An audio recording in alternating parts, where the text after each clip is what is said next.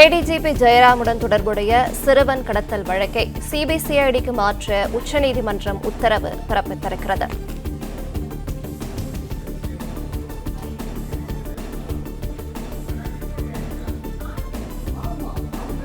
ADGP ஜெயராமுடன் தொடர்புடைய சிறுவன் கடத்தல் வழக்கை சிபிசிஐடிக்கு மாற்ற உச்சநீதிமன்றம் உத்தரவு பிறப்பித்திருக்கிறது.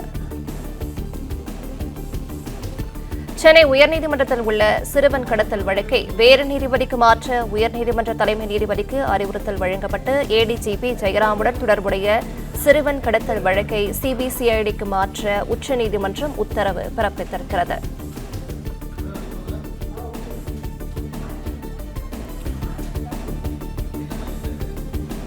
கூடுதல் விவரங்களை செய்தியாளர் ஆனந்த் வழங்கிட கேட்கலாம். ஆனந்த், வணக்கம். விவரங்களை சொல்லலாம். வணக்கம். சிறுவன் கடத்தல் தொடர்பான வழக்கில் ஏடிஜிபி தொடர்புடைய அந்த வழக்கை சிபிசிஐடிக்கு மாற்றி உச்சநீதிமன்றம் உத்தரவிட்டிருக்கிறது. திருவள்ளூரில் அடுத்த 17 வயது சிறுவன் கடத்தப்பட்டான். காதல் திருமணம் தொடர்பாக இந்த விவகாரம் நடைபெற்றது. இந்த விவகாரத்தில் ஏடிஜிபியினுடைய வாகனம் பயன்படுத்தப்பட்டதாக தமிழ்நாடு அரசின் சார்பில் காவல்துறை சார்பில் சென்னை உயர்நீதிமன்றத்தில் தெரிவிக்கப்பட்டது.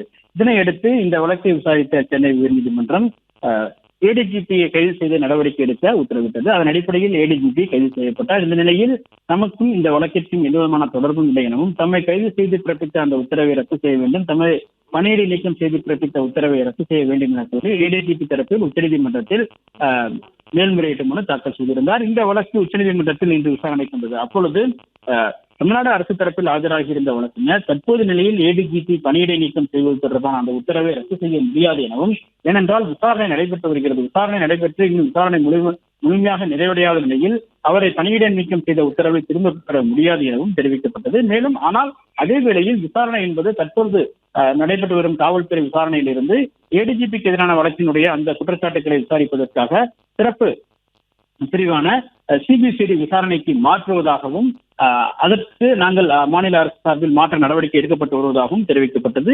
இதனை பதிவு செய்து கொண்ட நீதிபதி வழக்கினுடைய விசாரணையை சிபிசிஐடிக்கு சிறுவன் கடத்தல் தொடர்பான அந்த வழக்கினுடைய விசாரணையை டிஜிபிக்கு எதிரான அந்த குற்றச்சாட்டுகள் தொடர்பான வழக்கை விசாரிப்பதற்காக வழக்கை சிபிசிஐடிக்கு மாற்றி உத்தரவிட்டது. மேலும் அதே போன்று சிறுவன் கடத்தல் தொடர்பான வழக்கை சென்னை உயர்நீதிமன்றத்தில் தற்போது விசாரித்து வரும் அமர்விலிருந்து வேறு அமர்விற்கு மாற்ற வேண்டும் எனவும் தலைமை நீதிபதிக்கு உச்சநீதிமன்றம் தன்னுடைய அறிவுரைகளை வழங்கியிருக்கிறது. அதே போன்று இந்த வழக்கில் சிறுவன் கடத்தல் தொடர்பான வழக்கில்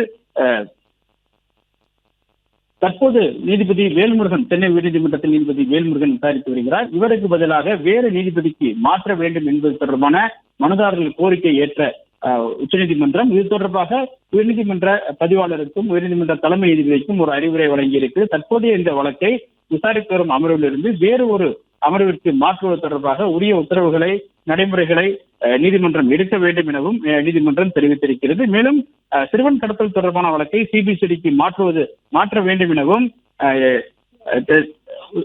உச்சநீதிமன்றம் தன்னுடைய உத்தரவை தெரிவித்திருக்கிறது. மேலும் ஏடிஜிபி இந்த வழக்கில் சிறுவன் கடத்தல் தொடர்பான வழக்கில் வேறு யாரெல்லாம் தொடர்பு இருப்பார் என்பது தொடர்பாக விசாரிக்க வேண்டும் எனவும், அதே போன்று உச்சநீதிமன்றத்தில் இந்த தமிழக அரசின் சார்பில் தொடரப்பட்ட அந்த தாக்கல் செய்யப்பட்ட பதிலில் சிறுவன் தொடர்பான கடத்தல் தொடர்பான வழக்கை சிபிசிஐடிக்கு மாற்றுவதாகவும், தற்போதைய நிலையில் ஏடிஜிபி எதிரான வழக்கை அவர் சஸ்பெண்ட் செய்யப்பட்ட அந்த பிறப்பிக்கப்பட்ட உத்தரவை திரும்ப பெற முடியாது. ஏனென்றால் வழக்கு இன்னும் முழுமையாக விசாரணை முடிவடையவில்லை. இன்னும் சில குற்றவாளிகள் கைது செய்யப்பட வேண்டியிருக்கிறது. இந்த நிலையில் வழக்கில் அவரை சஸ்பெண்ட் செய்யப்பட்டால் அது விசாரணை பாதிக்கப்படும். எனவே தற்போதைய நிலையில் அவருக்கு எந்த விதமான சலுகையும் வழங்க முடியாது. வழக்கினுடைய விசாரணையை